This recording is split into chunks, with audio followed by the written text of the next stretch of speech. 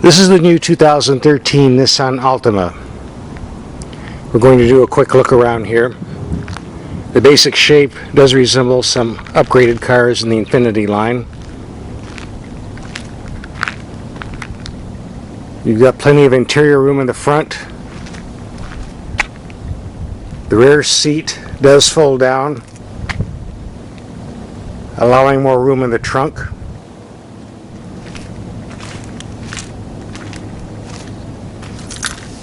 As you can see here. The cabin of the Altima is nothing fancy, but all the controls are laid out quite well and easy to use. The gauges are easy to see.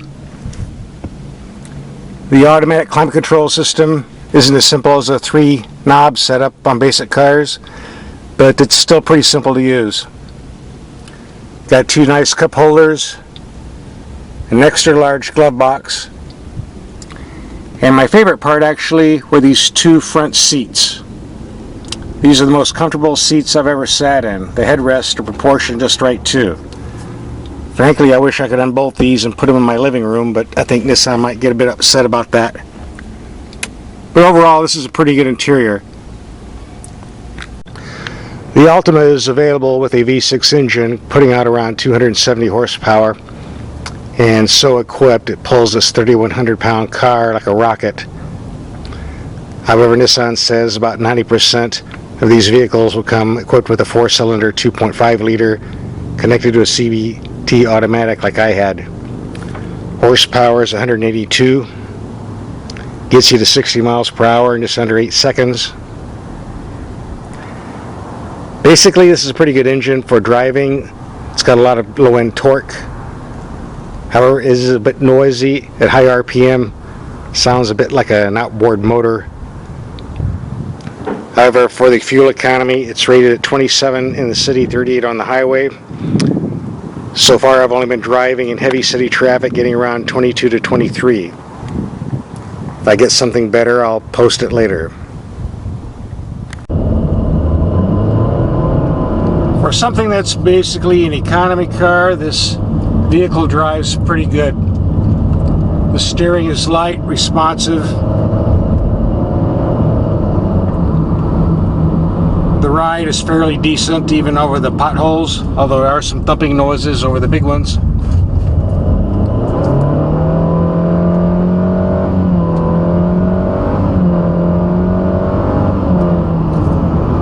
There's more than enough acceleration, although you might hear that droning noise from the engine we talked about earlier. The brake feel is absolutely perfect. Going over the railroad tracks. Mild thumping.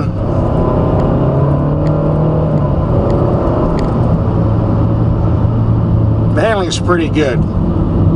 Pretty decent weight distribution for a front-wheel drive car.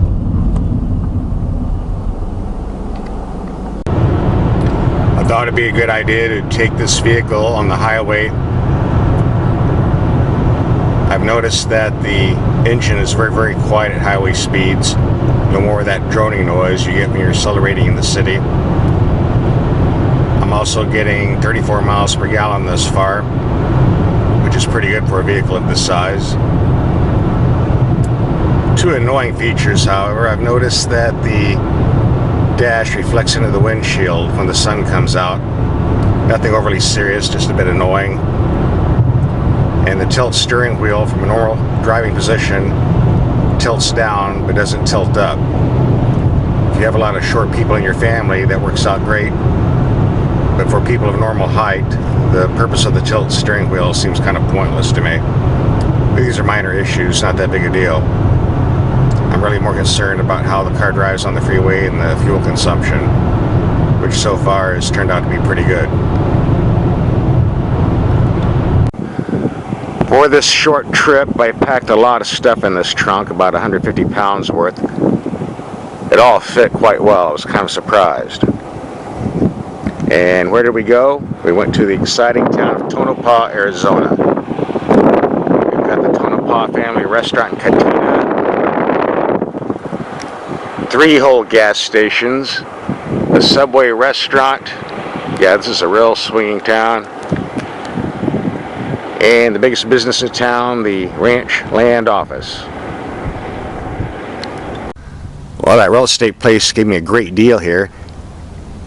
Said it needed just a little bit of work. So before we unload the car, let's go take a peek. Yeah, it needs a little fixer-upper. Maybe some work on the roof. I hope that rattlesnake I saw by the bushes doesn't have some relatives living in here. Yeah, okay, safe to walk in. Now they promised me this place had a fireplace. Oh, they weren't lying. Looky here. Right next to the bed. And a family room for entertaining. And a door going straight out to the outdoor garage. Yeah, Tonopah is a great place to be. The base price of the Altima starts at $21,000. This was loaded up with a lot of stuff we don't really need but like using anyway, so hit $31,000. Of course, if you get the V6 engine, which you really don't need, you'll end up with a lot more on the price tag. The gas mileage in this vehicle is 23 in the city and 34 on the highway, cruising at 75 plus miles per hour. I suspect that if you find a back road doing an even 60-65, you might get that 38 mile per gallon advertised mark. Overall, this is a pretty decent car and a good deal. And if you'll pardon me, I need to go over to the local Tonopah post office, see if I can find my mail.